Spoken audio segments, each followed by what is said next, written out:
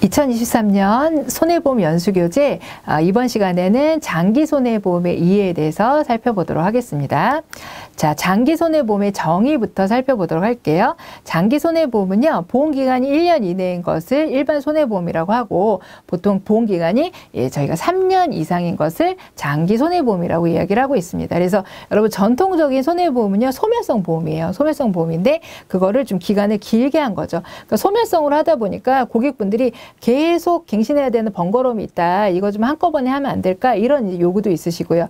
그 다음에 소멸되니까 좀 아깝다. 만기금도 받고 싶다. 뭐 이런 요구도 있으신 거예요. 그래서 기간을 좀 길게 늘리고 저축의 기능을 가미한 것을 저희가 장기손해보험이라고 이야기를 합니다. 그래서 3년 이상인 보험을 저희가 장기손해보험이라고 한다. 그래서 위험의 보장 기능과 뭘도 더했다. 저축의 기능도 더한 것을 저희가 장기손해보험이라고 이야기를 합니다. 그래서 장기손해보험의 특징을 좀 살펴보면요. 우선은 보험기간은요. 보험기간은 3년 이상이라고 말씀드렸죠. 그리고 재가입하는 불편을 해소를 했고요.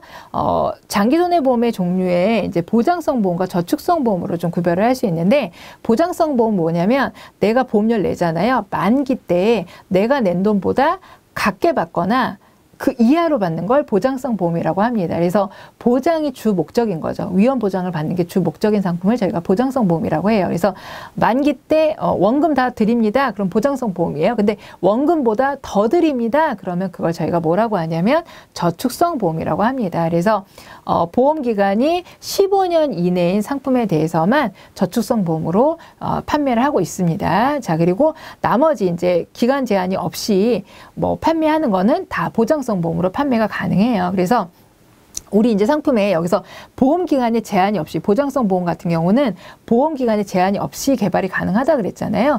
지금 현재 100세 상품을 팔고 있으니까 제한이 있는 거 아닌가요? 라고 하실 수 있지만 우리가 평균 수명이 100세를 넘지 않기 때문에 100세로 파는 것 뿐이에요. 굳이 120세로 하면 보험료를 많이 내기 때문에 100세로 하는 거지 120세도 할 수 있고 150세도 할 수 있습니다. 제한이 없이 개발할 수 있지만 지금 현재는 100세 만기가 가장 합리적이기 때문에 100세를 파는 것 뿐이에요. 그래서 보험기간 제한이 없다라는 거 기억해 주시면 되겠고요. 자, 그래서 이 부분에서 이제 시험문제 나오는 거 보면 보험기간이 1년이나 매년 자동갱신되어 장기 유지 가능하다. 이 표현은 틀린 표현이라는 거예요. 보험기간이 우선은 1년이 아니고 3년 이상입니다. 그리고 자동갱신이 아니고 기간 자체를 길게 설정을 하는 거고요. 자, 그 다음에 보험기간을 보장성 보험 같은 경우 80세로 제한한다. 그러면 틀린 말이에요. 보험기간 제한이 없고요. 그 다음에 상해보험, 저축성 보험 같은 경우는 보험기간 15년 이내의 상품으로 개발할 수 있거든요. 근데 보험기간 15년 이내의 상품은 존재하지 않는다. 그러면 이제 틀린 표현이 되는 거죠. 자, 그 다음에 장기손해보험의 특징 두 번째는 특별 계정에 의해 운영된다는 것입니다. 장기손해보험은 저축의 기능을 가미했어요. 고객의 돈을 오랫동안 잘 불려들여서 만기 때 지급을 해야 됩니다. 중도에 해지를 요청하시면은 해지환급금도 드려야 되고요. 그래서 고객의 돈을 잘 불려야 되기 때문에 다른 상품하고 똑같은 그 회계 관리를 하지 않고 특별 계정, 그러니까 일반 계정이 있고 특별 계정이 있거든요. 근데 이제 특별하게 관리한다. 이렇게 우리 이해하면 좋을 것 같아요. 그래서 특별 계정에 의해서 운영이 됩니다. 고객의 돈을 잘 불려서 돌려드려야 되기 때문에 그렇다라고 보시면 되겠고요. 그래서 어떤 보험료가 특별 보험료로 가느냐? 우리 보험료의 구성 배우셨죠? 자, 영업보험료는 순보험료 더하기 부가보험료였고, 순보험료는 위험보험료, 저축보험료, 부가보험료는 신계약비, 유지비, 수금비였잖아요. 그 중에서 위험보험료나 부가보험료는 다 써버리는 거거든요. 저축보험료가 뭐예요? 만기 때 만기환급의 재원이 되는 보험료였잖아요. 그래서 저축보험료에 대해서만 특별 계정에 의해 운영이 됩니다. 그래서 장기손해보험은 소멸성 보험과 다르게 저축보험료가 존재하기 때문에 그 저축보험료를 특별 계정에 의해 운영된다. 근데 만약에 뭐 위험보험료가 특별 계정에 운영된다, 부가보험료가 특별 계정에 운영된다, 그러면 틀린 말이에요. 자, 그 다음에 특별 계정에 이 장기손해보험 말고 어떤 상품들도 특별 계정에 의해 운영되냐면 연금보험, 퇴직보험, 이것도 특별 계정에 의해서 운영이 됩니다. 그러면 자동차 보험 특별 계정에 의해서 운영될까요? 예, 안 됩니다. 소멸성 보험들은 특별 계정에 운영되지 않고 그냥 일반 계정에 운영이 됩니다. 자, 그 다음에 이제 환급금 제도입니다. 그래서 만기 환급금과 해약 환급금을 지급을 하게 되는데요. 만기 환급금 같은 경우에 우리가 이제 자동보건제도라는 게 있어요. 자동보건제도. 자동보건제도는 장기손해보험 같은 경우는 보험 가입금액의 80% 미만 보상 나가게 되면 계속 보상이 됩니다. 일반 손해보험은요, 보험금 화재를 예를 들어 가입했다 그러면 화재보험이 1억을 가입했는데 화재 손해가 5천이 났다. 5천이 보상이 나가면 금액이 깎여요. 5천만 남습니다. 그래서 내가 건물을 복구해서 다시 1억이 되면 5천을 추가 가입해야 돼요. 근데 장기 손해보험은 그렇게 하지 않아요. 보상이 나가도 계속 해줘요. 단 80% 미만 사고 시에만 이제 계속 보상을 해드리게 됩니다. 그래서 보시면은 자, 만기한금은요, 보험료를 완납하거나 보험기간 만료 시에 이제 지급을 하게 되고요. 만기 전에 보험가입금액 80% 이상의 보험금이 지급이 됐다? 그럴 경우에는 소멸되기 때문에 미지급을 하게 됩니다. 80% 미만인 경우에는 상관이 없겠죠. 계속 보상이 나가고 만기 때가 유지되면 만기금이 나가겠지만 80% 이상 보험금이 나갔다? 그러면 이제 계약이 소멸되게 됩니다. 그 다음에 계약 후 10년 이상 유지하게 되면 이자소득세 비과세예요. 이거는 우리 보험사 상품 다 똑같습니다. 그래서 10년 이상 비과세라는 거. 그 다음에 금리 연동형, 금리 확정형 상품이 있는데요. 최근에는 확정형 상품은 거의 없어요. 금리 연동형이면은 나중에 만기한금 달라질 수 있을까요? 안 달라져야 될까요? 예, 달라질 수 있습니다. 그래서 적거나 많아질 수 있다라는 거. 자, 그 다음에 해약환급금을 여러분들이 읽어보시면 됩니다. 자, 그 다음에 이제 자동보건제도, 제가 좀 전에 말씀드렸던, 자, 1회 사고로 보험가입 금액이 몇 프로 이상? 보험가입 금액 80% 미만 사고가 발생하면은 공제하지 않고 계속 보상이 된다. 이걸 우리는 자동보건제도라고 합니다. 자, 그 다음에 장기손해보험은요, 보험료 납입주기나 납입 방법이 다양합니다. 그래서 뭐 카드로 낼 수도 있고 현금으로 낼 수도 있고 월납, 3월납, 연납 뭐 다 가능하다. 근데 그 중에서 시험 문제 나오는 거는요, 선납할인이라는 제도가 있어요. 선납할인. 내가 좀 여유가 있어요. 그래서 보험료를 좀 미리 내고 싶다. 그러면 좀 깎아드리는데, 자, 보시면은 한 달치 미리 내는 건 안 깎아드립니다. 3개월 이상 선납을 하게 되면 예정이율로 할인을 해드린다라는 부분이에요. 그래서 3개월 이상 예정이율로 할인 부분 기억해 주시면 되겠고요. 자, 그 다음에 보험료를 납입 연체하게 되면은 이제 납입 최고라는 걸 거치게 됩니다. 우리가 이제 장기보험 같은 경우는 한 번 보험료를 내고 끝나는 게 아니고 지속적으로 보험료를 내게 되죠. 그런데 내가 잘 내다가 1월까지 보험료를 냈어요. 근데 미납이 됐다. 그래서 2월도 못 냈고 3월도 못 냈습니다. 그러면 보험회사는요, 2월하고 3월까지 못 냈어도 이 기간 안에 사고에 대해서는 보상을 해드려요. 보상을 해드리는데 이제 2달을 지나고 나선 더 이상은 못 기다립니다. 그러면 이때 뭐를 해야 되냐? 지금 말씀드린 납입 최고를 해야 됩니다. 납입 최고. 납입 최고를 하게 되면 며칠 이상의 기간을 두도록 되어 있냐면 14일 이상의 기간을 두고 납입 최고를 하도록 되어 있습니다. 그래서 더 이상 보험료 미납하시게 되면요, 해지됩니다. 효력이 상실돼요. 더 이상 못 해드려요 라는 것을 보내는 걸 우리는 납입 최고라고 이야기를 하고요. 14일 이상의 기간을 둬요. 그래서 14일 이상의 기간을 두고 그때까지도 보험료를 안 냈다 그러면 14일이 끝나는 날의 다음 날 효력이 상실이 됩니다. 근데 요 14일 이내에 사고가 났다. 그 경우는 보상됩니다. 그래서 납입 최고 기간 동안 발생한 사고는 보상이 된다라는 거 기억해 주시면 되고요. 자, 이렇게 이제 납입 최고를 했는데도 보험료를 미납을 했어요. 그러면 이제 효력이 상실됩니다. 미납으로 인한 계약이 해지가 되게 되는데요. 이 계약 같은 경우는 미납으로 해지된 날로부터 3년 이내에 계약을 다시 살릴 수가 있어요. 그걸 저희는 부활이라고 이야기를 합니다. 그래서 해지된 날로부터 3년 이내에 부활이 가능한데 연체 보험료와 뭐를 내야 된다? 연체 이자를 한꺼번에 내셔야 부활이 가능하고요.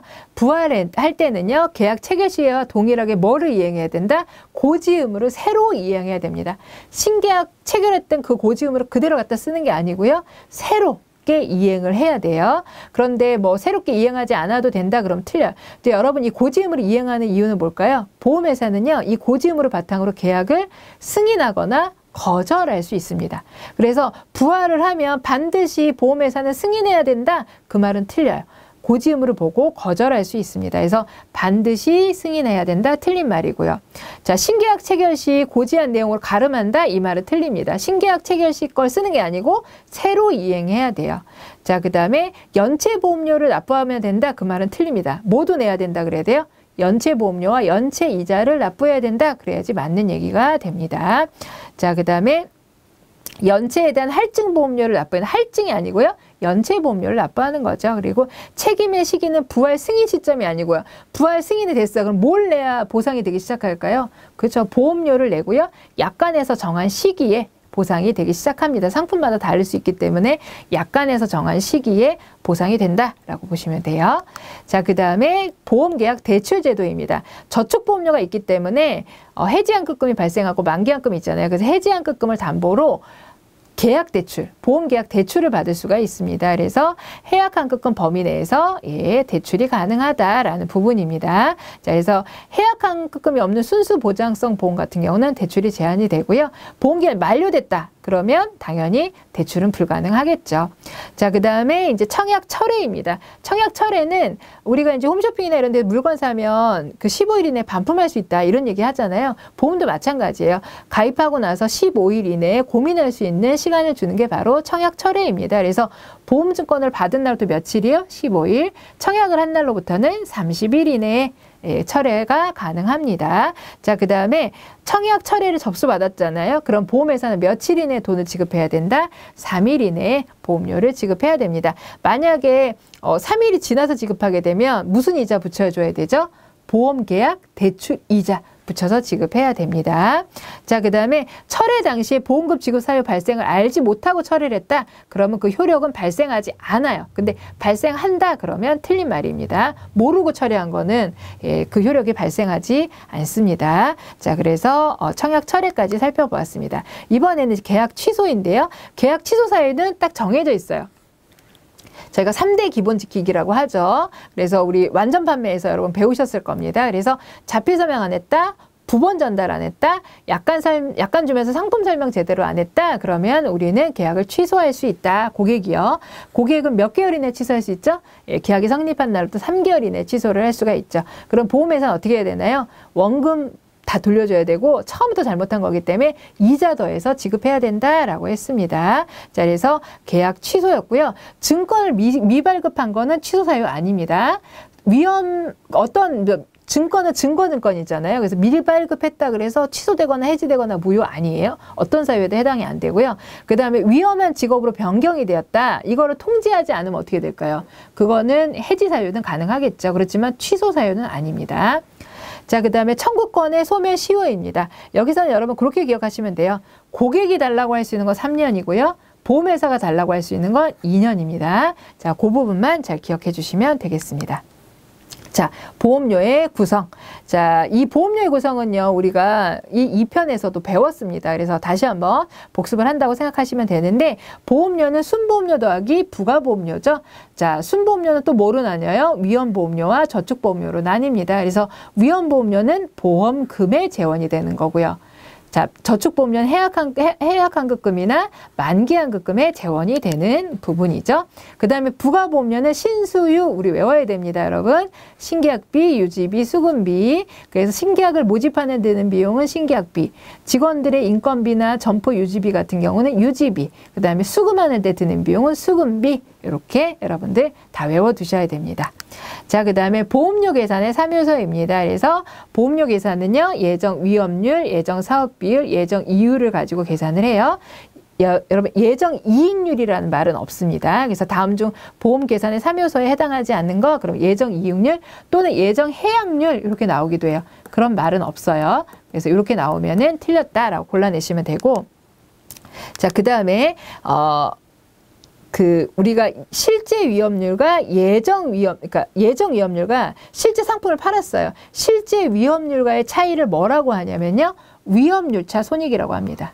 이 부분만 하나 기억해 주세요. 그래서 위험률차 손익은 위험률의 차이예요. 그래서 예정을 했어요. 이렇게 위험할 줄 알았는데 실제 팔아보니까 이렇게 위험이 나왔다. 그래서 예정이 뭐 10,000원인데 실제 팔아보더니 8,000원 나왔어요. 2,000원 남네. 그럼 어떻게 될까요? 보험료가 조정이 되겠죠. 그래서 그 차이를 뭐라고 한다? 위험률차 손익. 이라고 부른다라는 거 기억해 주시면 되겠습니다. 자, 그 다음에 계약자 적립액 아주 중요합니다. 이게 작년까지는 책임 준비금이라고 저희가 불렀던 건데요. 명칭이 바뀌었습니다. 그래서 계약자 적립액인데 시험에 잘 나와요. 어떻게 나오냐면 보험금 또는 환급금 지급의 책임을 이행하기 위해서 계약자로부터 받은 보험료의 일정 금액을 적립하는 것을 뭐라고 하느냐 이렇게 물어요. 그러면 계약자 적립액이라고 우리가 답을 해주시면 됩니다. 그래서 계약자로부터 받은 일정 금액을 적립한다 그랬으니까 계약자 적립액 이렇게 고르시면 되겠죠. 자, 이렇게 계약자 적립액까지 살펴보았고요. 자, 그 다음에 이제 보통 약관의 주요 내용인데 이 부분은요 앞부분하고 다 겹치는 내용이에요. 그래서 중요한 것만 포인트만 짚고 넘어갈게요. 계약의 성립은 보험 계약자의 청약과 보험회사의 승낙으로 이루어집니다. 그리고 보험회사는요 30일 이내에 승낙해야 되죠. 30일 이내에 아무 말도 없으면 뭘로 간주한다? 승낙한 것으로 간주합니다. 자, 그 다음에 계약자 날리면 고지 의무죠. 그래서 고지 의무를 위반하게 되면 어떻게 되죠? 계약은 해지된다라고 했었습니다. 자, 그 다음에 통지 의무 같은 경우에는 계약 이후에 뭔가 변경된 사항이 있다라 그러면 보험회사에 알려야 되는 거죠. 이 중에서 앞부분에 나왔지만 뭐 수선을 15일 이상 한다든지 휴업을 30일 이상 한다든지 이럴 때 이제 보험회사 통지해야 되는데 피보험자의 직업이나 직무는 나이나 이런 거 알려야 될까요? 안 알려야 될까요? 요거는 알리지 않아도 된다라는 거 화재보험에서는 그 부분만 좀 기억해 주시면 돼요. 자, 그 다음에 이번에는 무효 사유입니다. 무효. 자, 무효도 자주 나왔어요. 자, 계약 시 임의 사고가 발생한 경우 사고가 이미 났는데 보험 든 거예요. 이건 우연하지가 않죠. 그렇기 때문에 무효 사유이고요. 그 다음에 타인의 사망보험금을 지급사라는 계약에서 타인의 서면 동의를 얻지 않은 경우 단체보험을 제외하고요. 계약자 피보험자 달라요. 계약자는 뭐 부인이고 피보험자는 남편이에요. 근데 피보험자의 동의가 없으면 무효입니다. 무효. 자, 그 다음에 15세 미만 심신상실자, 심신박약자의 사망은 무효입니다. 그리고 피보험자의 나이에 미달되거나 초과되는 경우도 무효 사유에 해당이 됩니다. 그래서 여러분 여기 보시면은 우리가 이제 그 고의 또는 중과실이 보상되지 않거든요. 근데 고의 또는 중과실에서 계약자 피보험자의 법정 대리인의 고의 중과실이라고 돼 있어요. 그러면 여러분 수익자의 고의는요? 예, 그거는 보상을 합니다. 이거 화재보험이에요. 그래서 우리 어떤 장기 손해보험에서 그래서 우리가 수익자의 고의, 사기 행위 같은 경우는 보상하지, 그러니까 무효 사유에 해당하지 않는다라는 거. 그다음에 동일한 위험을 담보하는 다른 계약을 체결했다. 이 경우는요 통지 의무에 해당이 되거든요. 그럼 이건 해지 사유에 해당이 되겠죠. 그다음에 피보험자의 위험 변경 증가를 통지하는 것도 해지 사유에 해당이 되는 겁니다. 자, 이렇게 해서 이런 경우는 무효 사유가 아니고 다른 사유에 해당이 되거나 수익자의 사기는 무효 사유에 포함이 안 되기 때문에 무효 사유가 아닙니다. 그래서 다음 중 무효 사유가 아닌 것은 이렇게 나오면 우리가 아닌 것들은 골라낼 수 있어야 합니다. 자, 그 다음에 계약 내용의 변경 같은 경우는 우리가 중간에 변경할 수 있는 거고요. 보험계약자 변경은 불가능하다 그러면 틀려요, 여러분. 계약자 변경 가능합니다. 자, 그리고 언제부터 보장이 되느냐? 청약을 승낙을 하고 1회 보험료를 받은 때. 그래서 우리 여러분 대부분은 뭐예요? 1회 보험료를 납부하게 되면 보상이 된다. 그러니까 특정한 몇 개의 상품 빼고 대부분 이제 돈을 내시면 보험료를 내시면 청약과 승낙하고 보험료를 내시면 보상이 되기 시작한다라고 보시면 됩니다. 자, 그 다음에 보험금의 지급에 관련된 사항인데요. 우선 환급금은 청구일로부터 며칠 이내에 지급해야 된다? 3영업일 이내에 지급을 해야 됩니다. 자, 그 다음에 이게 만약에 뭐 만기환급금이나 중도환급금이 있다라고 하면요. 지급시기 7일 이전에 고객님 만기환급 있으시네요. 찾아가세요. 라고 고객에게 알려야 합니다. 자, 그 다음에 만기환급이나 해지환급금 같은 경우에 지급사유 발생일의 다음 날부터 1년 이내는 평균 공시일의 50%입니다. 그 다음 1년을 초과하면 평균 공시일의 40%를 지급해야 합니다. 보험에서 돈을 갖고 있잖아요. 이자가 불려질 거잖아요. 그렇기 때문에 고객에게 만기 날짜에 돈을 지급 안 했다면 이자를 불려줘야 되는데 만기 날짜부터 1년까지는 평균 공시일이 50%, 만기 날짜가 지나면 1년이 지나면 평균 공시일의 40%예요. 그 다음에 중도환급금 같은 경우는 만기 이전에 뭔가 드려야 될 돈이 중도환급금이거든요. 그래서 중도환급금 같은 경우는 만기 때까지는 평균 공시율을 드립니다. 평균 공시율을. 근데 만기 지나서는 똑같아요. 여러분 1년까지는 평균 공시율의 50%. 만기 1년 넘어가면 몇 프로요? 평균 공실의 40%. 이렇게 지급을 하게 된다라는 거 여러분들 기억해 주시면 돼요. 자, 그 다음에 신체손해보험금 며칠 이내 지급해야 된다? 3영업일 이내 지급해야 되고요. 배상책임이나 화재보험은 보험금 결정되고 7일 이내에 지급하면 됩니다. 자, 그리고 가지급보험금요. 여러분 이거는 아주 중요해요. 이거는 자주 나오기 때문에 뭐 장기손해보험뿐만 아니고 여러 개에서 나오거든요. 그래서 이것만 기억하시면 됩니다. 고객이 청구하면요. 피보험자나 수익자가 청구하면 추정하는 보험금의 50%라는 거. 그 안에서 지급을 한다. 그래서 어차피 저 보험금 주실 거니까 미리 좀 땡겨주시면 안 될까요? 저 돈 들어갈 때가 너무 많은데 이렇게 요청이 있으면은 나갈 걸로 추정되는 보험금의 반을 50%를 지급할 수 있다. 뭐 40%라든지 뭐 60%라든지 그러면 틀리죠. 그리고 추정 보험금이라고 해야 되는데 뭐 확정 보험금 아니면 만기 환급금 뭐 보험 가입 금액 뭐 이런 식으로 다 하면 다 틀립니다. 추정 보험금의 50% 상당액을 가지급 보험금으로 드릴 수 있습니다. 자, 이제는 장기손해보험의 주요 상품을 좀 살펴볼 텐데요. 첫 번째가 장기화재보험입니다. 그래서 장기화재보험은 앞에 우리 화재보험 배웠던 거 있죠? 그 내용하고 다 비슷한 내용인데 이것만 기억해 주시면 돼요. 특수건물 있죠? 우리 11층 이상, 16층 이상 2,000학원 삼숙 했던 거 있죠? 특수 건물은 장기화재보험의 인수 제한 물건에 해당된다는 것만 기억해 주시면 돼요. 자, 그 다음에 이제 장기 종합보험이라는 상품이 있습니다. 종합보험이니까요. 화재만 되는 게 아니고 도난도 되고 배상 책임도 되고 이렇게 다양하게 보상해 주는 보험을 저희가 장기 종합보험이라고 합니다. 그래서 재물 손해도 되고 신체 손해도 되고 배상 책임 손해도 되는 보험이고요. 자, 그래서 나머지들은 다 똑같아요. 앞에 내용 화재보험 배웠던 거에 복습이에요. 그래서 이 상품 중에 이제 보상하지 않는 손해는 다 앞에 화재보험하고 동일하다. 근데 이제 도난 손해를 좀 보면요. 사고 발생 시 분실 도난 보상해 드리는데 수용 장소를 이것도 몇 시간 이상 비워두면 72시간 이상 비워두는 동안에 발생한 사고에 대해서는 보상하지 않습니다. 자, 그 다음에 이제 30일이 지나도 알지 못했다. 그러면 보상하지 않고요. 자, 그 다음에 그 위에 보시면은 피보험자의 법정 대리인의 중과실은 보상한다. 그럼 맞아요? 틀려요? 이거는 틀려요. 계약자, 피보험자 이들의 법정 대리인의 고의 또는 중과실은 보상하지 않습니다. 우리 화재보험도 마찬가지였죠. 계약자, 피보험자 이들의 법정 대리인의 고의 중과실 보상하지 않기 때문에 여기 피보험자의 법정 대리인의 고의 중과실이잖아요. 그거는 보상 안 되는 거예요. 보상한다 그러면 틀린 말이 되는 거고요. 그 다음에 배상 책임은 특별약관으로도 보상되지 않는다 그럼 틀리죠. 지금 여기 보면 특별약관에 뭐가 있어요? 배상 책임도 있습니다. 여기 보시면 재물손해, 신체손해 배상 책임 있잖아요. 그래서 배상 책임도 보상이 되는데 자, 장기종합보험에서 특별약관은 보상되지 않는다 그러면 그 말은 틀린 답이 됩니다. 자, 이렇게 해서 장기손해보험의 이해 마치도록 하겠습니다.